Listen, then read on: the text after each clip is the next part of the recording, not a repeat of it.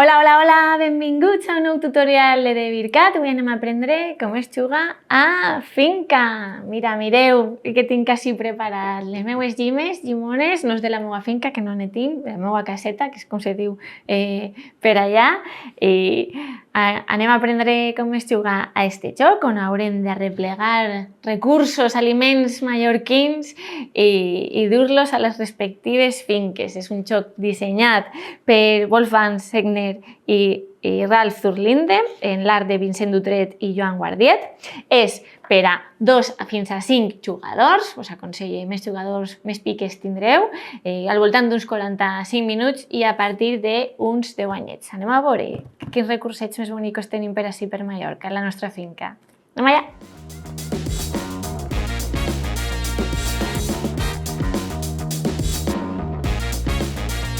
Doncs bé, ja tenim preparada una partida en aquest cas per a 2 jugadors a finca. Tenim per un costat les diferents peces d'aliments que deixem a l'abast de tothom. Tenim el tauler central que té unes fitxes de comanda a cada finca. Una fitxa de finca damunt de cada finca, mostrant només la primera fitxa de comanda. Després tenim un rondel on haurem posat a l'atzar les 12 fitxes. Segons el nombre de jugador, ajustarem les cartes de carro d'ase, el nombre de pagesos per jugador i les peces de fusta. Després ja decidireu si jugueu amb o sense les miniexpansions. Doncs bé, ja tindríem tot preparat. Com se juga? Com guanyem? Doncs haurem d'agafar recursos per a després dur-los i complir les fitxes de comanda per aconseguir el favor de la finca. Al començament guanyarem uns recursos inicials en el que se denomina la primera collita. I per això posarem per torns el nostre pagès sobre el rondel i aconseguirem aquest recurs. Doncs una figa per a mi, ara l'altra persona. Un peix, doncs per a ell, un peix. Per a mi, una taronja, i l'agafe. Així anirem col·locant i aconseguint els recursos que ens marque allà on posem el nostre pagès en aquesta primera collita fins a que els posem tots. Anirem torn a torn agafant ametlla, el raïm, etc. Tot el que ens marque. Una vegada ja tots col·locats i tots cobrats, començarem en el joc, que se jugarà per torns. En el nostre torn, o bé agafem recursos del rondel movent el pagès o bé fem un lliurament. Comencem per el moviment del pagès. Doncs bé, el pagès se podrà moure tantes caselles en el rondel com pagesos n'hi hagi en la seva fitxa d'origen. És a dir, si jo comence i vull moure este pagès i vull moure'l, el mouré 2 caselles, perquè n'hi havia 2.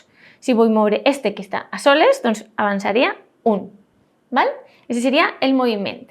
On acaba el moviment, cobraríem aquest recurs. Este que ha avançat 2, cobraria 2 llimones, perquè cobrem tant recursos en la fitxa que indique com pagesos n'hi hagi damunt, comptant la nostra fitxa. Aleshores cobraria 2 llimones per a la nostra reserva personal, que sempre es queda visible a tots els jugadors, tota la resta de jugadors.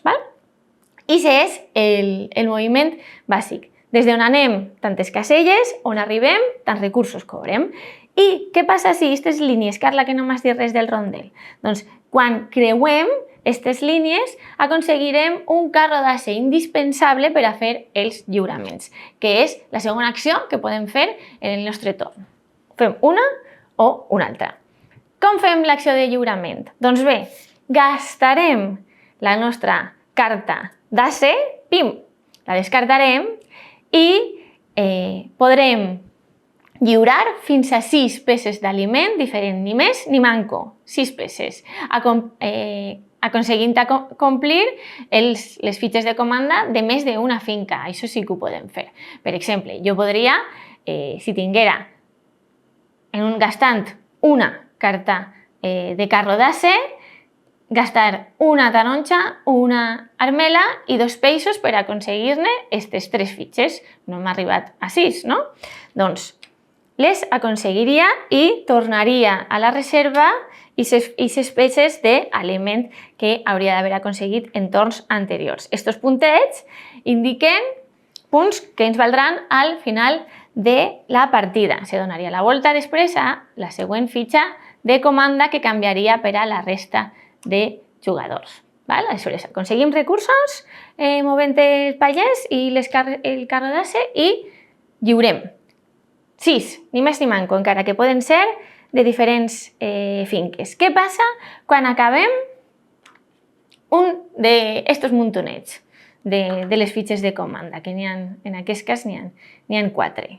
Doncs mirem i puntuem la fitxa de finca. En aquest cas la guanyaria aquell jugador que hagi fet més lliuraments de figues i armeles. Se sumarien aquests dos recursos, no cal que se'n recordeu perquè haureu guanyat aquestes fitxes de comanda, sumaríeu aquests recursos i aquest jugador se guanyaria la fitxa de finca i col·locaria una finca de fusta. Si n'hi ha empat, ningú no se du la fitxa de finca, però sí que es posa la fitxa de finca.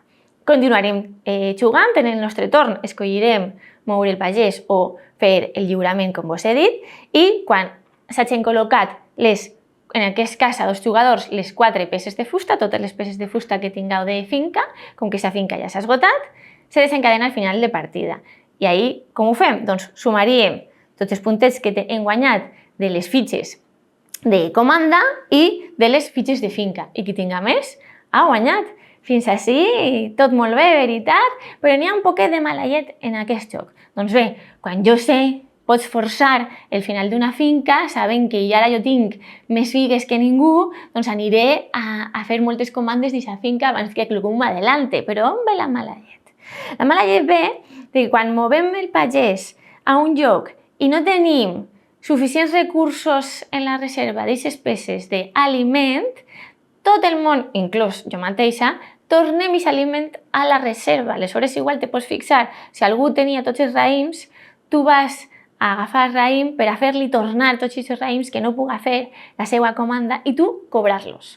Tot el món els tornaria, inclús tu, però després tu els cobres. El mateix passa en els carros d'ase. Si tu passes i tot el món el tenia ahí reservat per a fer un lliurament, l'ha de tornar i li podries fotre el seu lliurament perquè tu cobraries aquest carro d'ase. Doncs bé, aquesta era ahí la punteta, la punxeta que té el joc.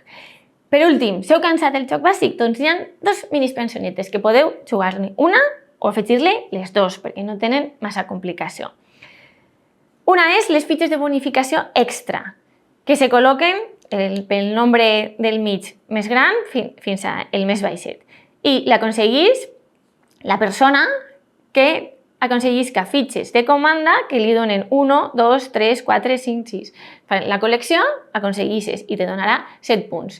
Si després tornes a fer una altra col·lecció, aconseguiries la següent fitxa o una altra persona la següent fitxa que va 7, 6, 5, així. Arien fitxes de bonificació. I després, l'altra mini-expansió són unes fitxes extra que podem fer servir una per torn i que tot el món rep les 4 mateixes, que ens donaria, en compte de tindre fins a 6 per a lliurar, gastar esta fitxa sense gastar carta de carro d'ase i fer un lliurament de fins a 10. Un altre moviment, així, o sigui, cobrarien doble del rondel. Teletransportar un pagès fins a on jo vulgui i cobrar el recurs. O que me permet fer lliurament normal, gastant carro d'ase, però per un recurs menys completar aquesta comanda, aquestes 4 fitxetes que ens donarien un poquet extra. Recordeu que només podeu gastar una en el vostre torn i que tot el món té la mateixa, fixeu-vos, perquè a l'hora de fer-se un poquet la punyeta tenen una carta de carro d'ase així extra. Fins així seria el finca. Espere que no us pegueu massa per els recursos, que disfruteu del joc i ens veiem en el pròxim tutorial. Adeu, adeu!